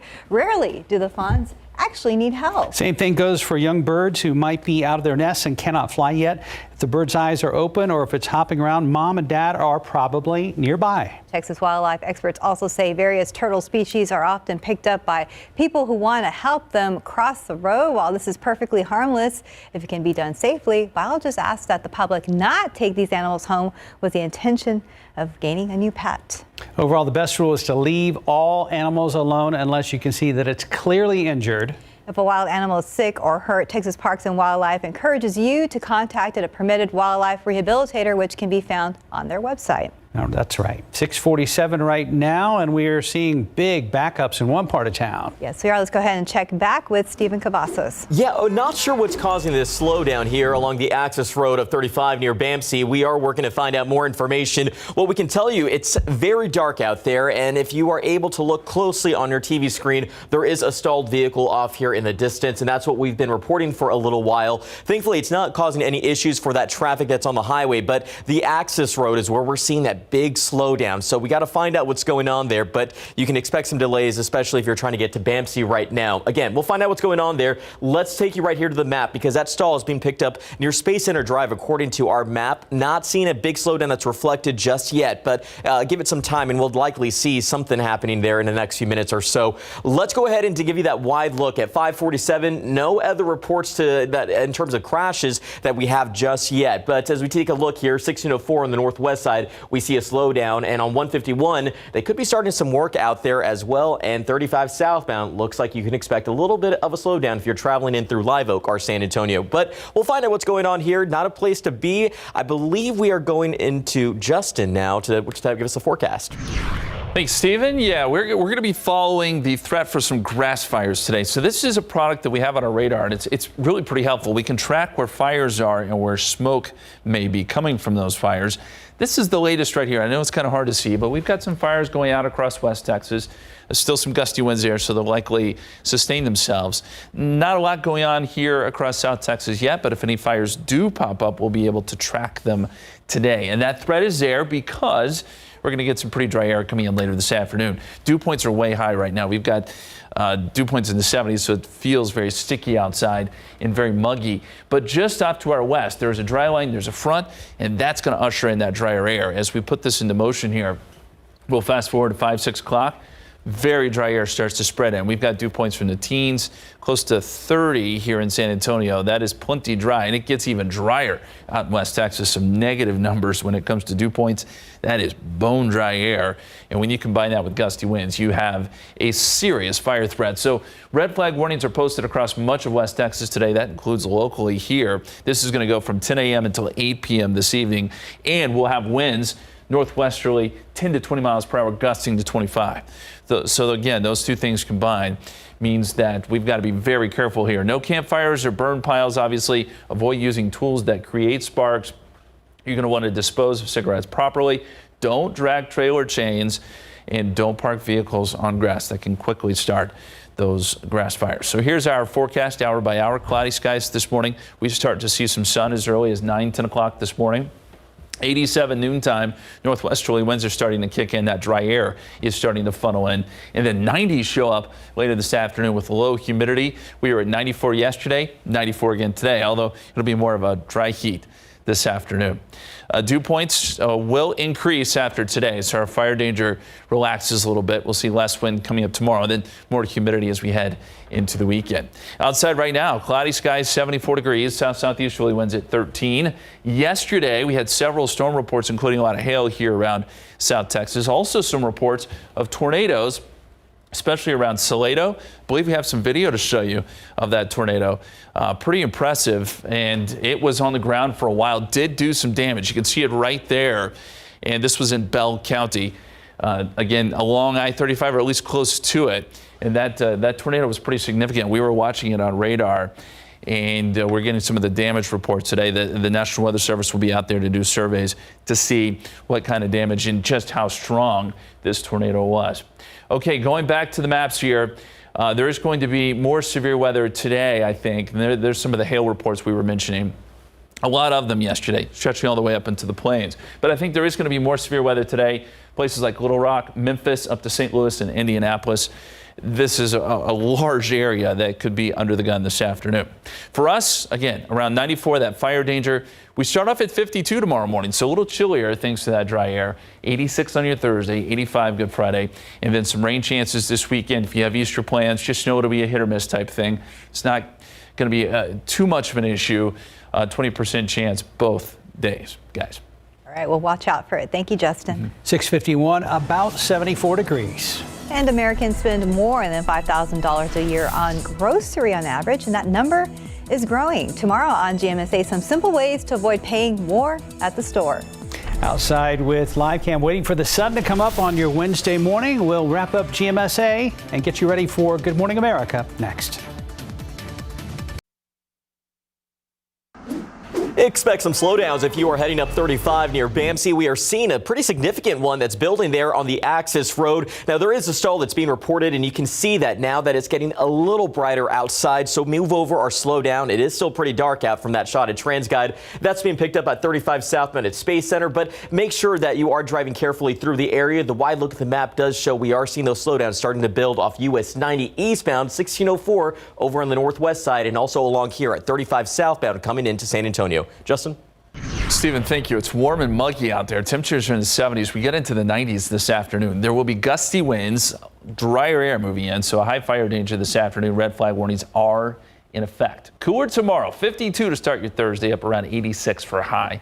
85 Good Friday. We do have some small rain chances showing up Saturday and Sunday. It'll be some hit or miss afternoon thunderstorms. At least that's the way it looks right now. Humidity will be back over the weekend. It'll be warm too. Thank you, Justin. Everybody now, go Spurs, go. Yes, We're going to do it. Yes, go Spurs, go. Stay up Good late luck, guys. and watch it. Good Morning America is next.